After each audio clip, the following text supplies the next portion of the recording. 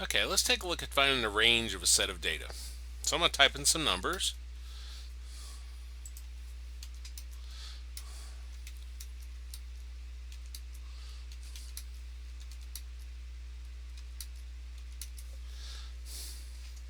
And I'll just click over here and I'll type range to describe it. Now I'm going to do an equals, and I'm going to type max, beginning parentheses, A1 colon A9 minus min, beginning parentheses A1 colon A9. Now I'll talk a little bit about this. The equals, that's going to be a formula.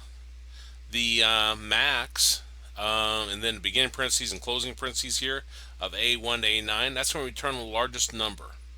It has to match exactly what you see here. You just change A1 colon A9 to whatever your range of data is.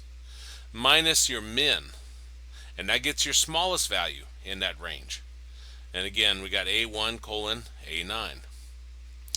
Now, if you subtract those, it should take the largest number, which is 33, and subtract the smallest one, which is 1, and we should get 32.